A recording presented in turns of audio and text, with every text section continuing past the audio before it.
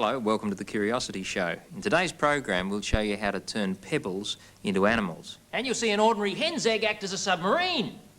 And we'll also introduce you to some flamingos who love looking at themselves in mirrors. And you'll find out how tiny little things like me can push around great big things like you. So stay with us, folks.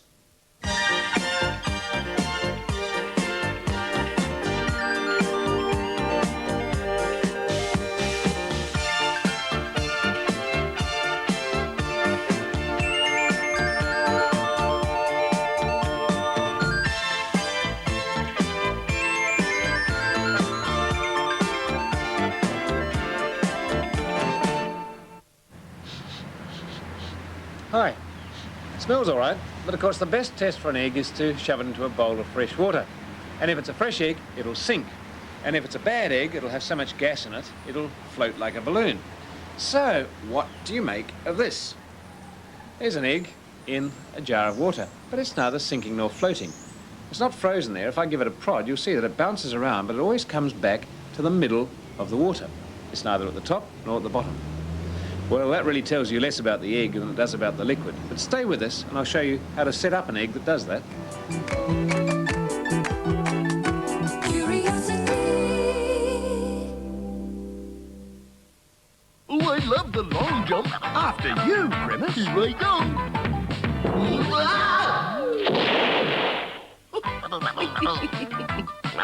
Oh, here goes Hamburger.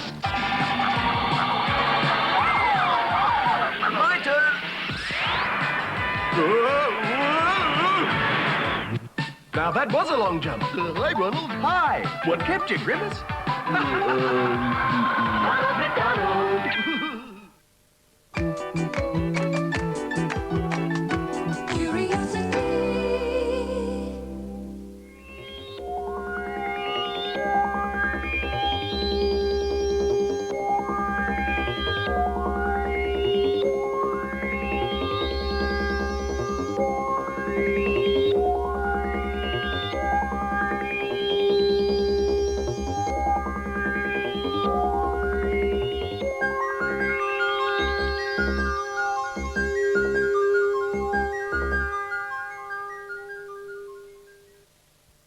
What is this?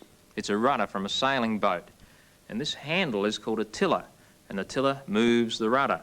And when the rudder turns, the boat turns. But how does it work?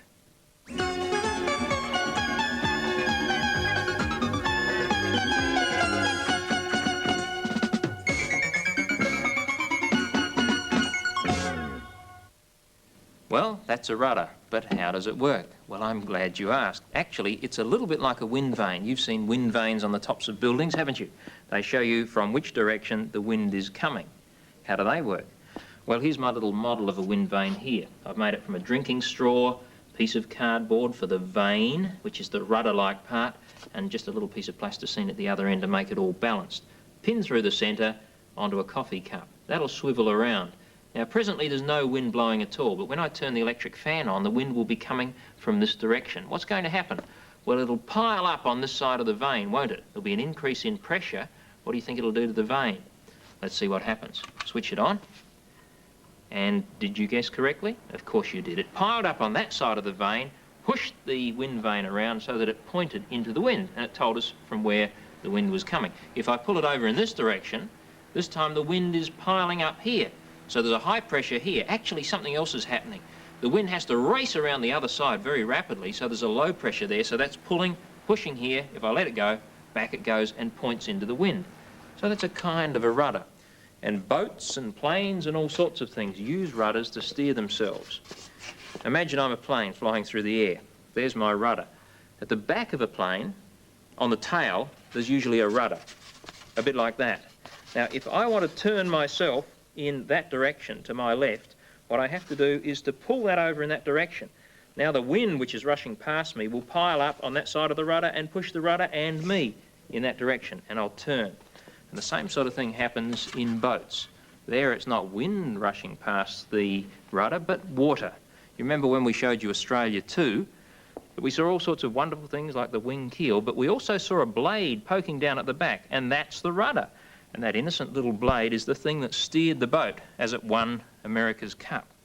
Okay, here's another little boat, much more simple than the Australia 2, but it has a rudder at the back. Look at that, little motor underneath, and there's the rudder, there's the propeller. The propeller's going to push water back behind the boat, isn't it? And the rudder will get in the way of that water and will help with the steering. You look at it from the top, there.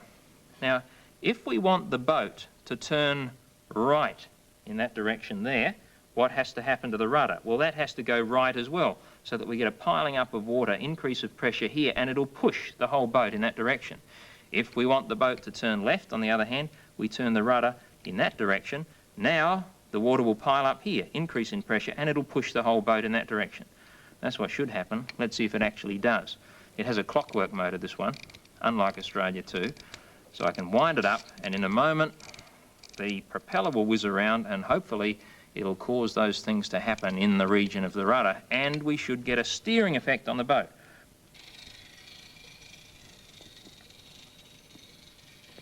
Well, there you are. Now you know how a rudder works. Think about that next time you have the chance to take the wheel or the tiller of a boat.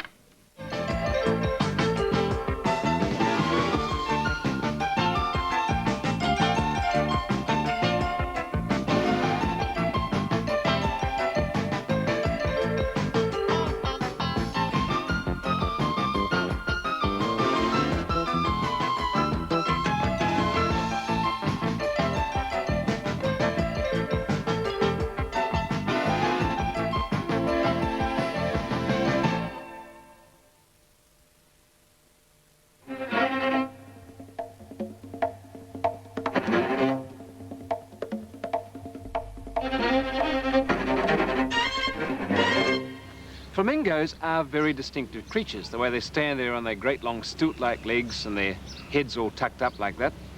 But they're very interesting for a number of reasons, not the least of which are their legs and their feathers and the way they breed, or don't, as the case may be. We'll come to that in a moment. First of all, the legs. If you wanted to get taller, the easiest way is to stand on tiptoe, and the flamingo is permanently doing that. A lot of people are perturbed when they look at a flamingo to see its knees bending the wrong way. Have a look at that. In fact, it's not the knee at all. That red knobby bit is the heel.